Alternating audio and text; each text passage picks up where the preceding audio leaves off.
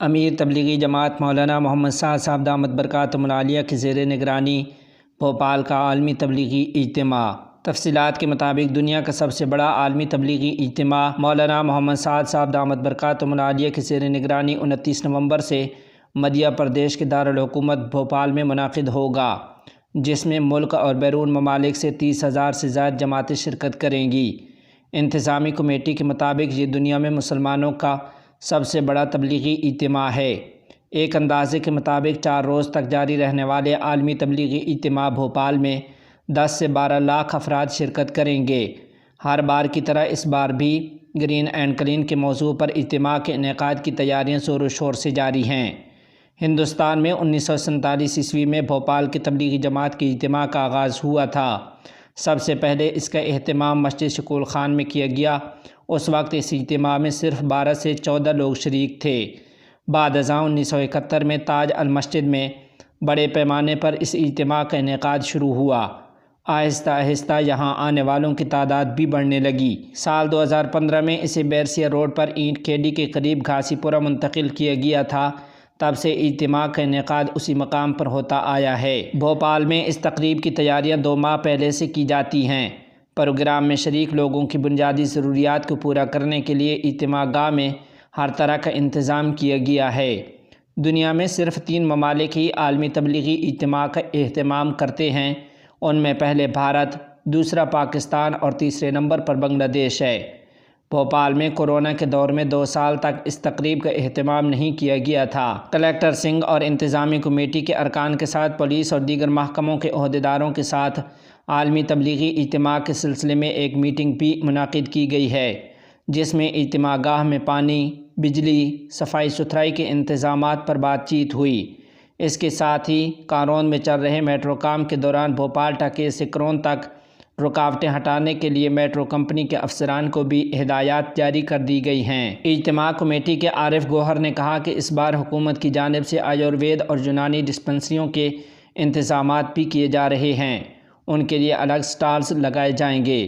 Committee اجتماع میں 4 دن قیام کرنے والوں کے لیے خیموں اور بستروں کا انتظام کرے گی۔ اوڑھنا بچھونا اور کپڑے سمیت دوسری چیزیں جماعت والے خود اپنے ساتھ لے جاتے ہیں۔ کمیٹی کھانا پکانے کے لیے لکڑی کا بندوبست کر رہی ہے۔ کہیں بھی گیس استعمال نہیں کی جائے گی، حالانکہ یہ فیصلہ حفاظتی نقطہ نظر سے کیا گیا ہے۔ ساتھ ہی 15 ایکڑ اراضی پر کھانے کے لیے 50 فوڈ زون بنائے جائیں گے، جہاں شرکاء کے بیٹھنے اور کھانا کھانے کا بھی انتظام ہوگا۔ اجتماع گاہ میں نہانے کے لیے گرم پانی دستیاب ہوگا۔ وضو کے لیے بھی خصوصی انتظامات کیے جا رہے ہیں۔ سڑکوں، پینے کے پانی کی فراہمی، لائٹس اور ہنگامی حالات میں فائر بریگیڈ کی نقل و حرکت کے لیے خصوصی انتظامات کیے جائیں گے۔ رضاکاروں کو بھی خصوصی طور پر تعینات کیا جا رہا ہے تاکہ اس بات کو یقینی بنایا جا سکے کہ نمازیوں کو کسی قسم کی پریشانی کا سامنا نہ کرنا پڑے۔ انہیں اجتماع کمیٹی کی جانب سے کارڈ فراہم کیے جائیں گے۔ پارکنگ اور دیگر انتظامات کے لیے علیحدہ جگہ کی نشاندہی کر کے روشنی کا خصوصی انتظام کیا جائے گا۔ مسلمان اپنے عقیدے کو ہر قسم کی ملاوٹ اور کھوٹ سے پاک رکھیں۔ جمنا نگر میں منعقد تحفظی اسلامی عقائد کانفرنس میں حضرت مولانا سید ارشد مدنی صاحب و دیگر علماء کا خطاب۔ تفصیلات کے مطابق تحفظی اسلامی عقائد کانفرنس کے عنوان سے ہریانہ کے ضلع جمنا نگر کے موضع بی بی پور میں یک روزہ کانفرنس منعقد ہوئی، جس کی صدارت جمعیت علماء ہند کے صدر مولانا سید ارشد مدنی صاحب دامت برکاتہم نے کی ہے۔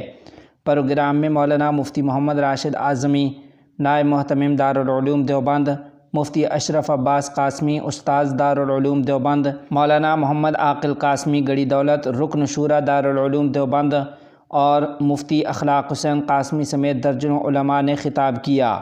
صدارتی خطاب میں صدر جمعیت علماء ہند مولانا سید ارشد مدنی صاحب نے کہا کہ اسلام کے عقائد اور انبیاء کرام علیہم الصلاۃ والسلام کی تعلیمات قرآن و حدیث کی روشنی میں نہایت واضح پیغام دیتی ہیں کہ حضرت عیسیٰ علیہ السلام کیسے پیدا ہوئے اور آپ کی والدہ حضرت مریم علیہ السلام کی عفت و پاک دامنی کیسے ثابت ہوئی اور امام مہدی کا ظہور کس وقت اور کیسے گھرانے میں ہوگا۔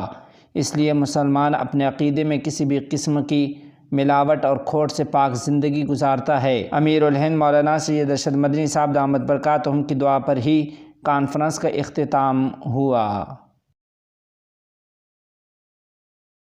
حضرت مولانا کلیم صدیقی صاحب دامت برکاتہ العالیہ کی کتابوں سے متعلق وائرل آڈیو کی حقیقت۔ تفصیلات کے مطابق داعی اسلام حضرت مولانا محمد کلیم صدیقی صاحب دامت برکاتہ العالیہ کے وکیل ایڈوکیٹ اسامہ ندوی نے ایک وضاحتی پیغام میں کہا ہے کہ حضرت مولانا محمد کلیم صدیقی صاحب دامت برکاتہ العالیہ کی کتابوں سے متعلق جو آڈیو وائرل ہو رہی ہے، جس میں وکیلوں کے بارے میں ایک مخصوص بات کہی جا رہی ہے، وہ مکمل طور پر بے بنیاد اور جھوٹ پر مبنی ہے۔